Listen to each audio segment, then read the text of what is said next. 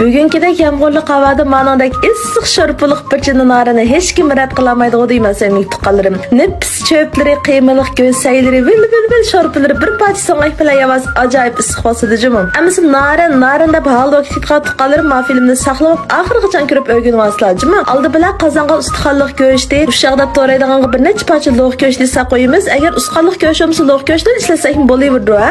Ko'ygini suzarib bir necha yalpoq so'njang tetiqdek tusib xamirga ishlasak bo'ldi tuqqanlar. Xamirning tuzini amda tetitib bitta tuxumcha qavirib etini normal qupshug'urib olsak nefis sasaqmi izil ketmaydi uchun ma qozon hammangizga tanishliqo deyman doyinda o'tib mangitqa oshxona buyumlar sohasidagi yorqin marka vahvahniki jam bo'lish qozoni. Yana sopal qozon qo'rishqima bo'ldi bu qozonda odat sho'rpa qo'rdaqdek eg'ir tamoqlarni qilgan ko'parak ishlatamachi go'sht chaqqa ham yumshoq mizik pishdi emasmi? Yaqinda bu ya qo'llash ozuqayta so'nglik tuqqanlarim qo'llash shunchalik oddiy yulduz yurak balgirini besib taqib qo'ysanglar bo'ldi. Teg'imijaq do'stlar foydali qasib bizni xo'sh qoldik-miz. Go'shtimiz pishilgandan keyin bir aqur tuzlab aka go'sht sabzlarni ushiq singari bilan to'g'rab olamiz. Xamirimizni tinib tayyorlagandan keyin barkatli qo'llarimiz bilan mashlaq nefis yigib tayyor qilib olamiz. Mana go'sht sabzlarni to'piga sho'rib qo'yib, eng suz o'tib mang'dirib qo'ysak, ma qiyma go'shtlarni sovuq qolmay narinimiz shunchalik issiq chiqadi jumot tuqqanlar. Oshqon sho'rpimizga aka yeyilgan ma cho'pimizni misoldigan bo'lsak, alomat tamlik pishib chiqadi. Bir o'lisli suzib olamiz. Anday ustiga vil qaynab turgan ma qiymaliq sho'rpini qo'yib, ustiga o'lchamli qaramushli tutqisida azaraqsib, men ishlatganim hardan bag'dagi puraqli qaramushi azraqli sasaqda deydi ha.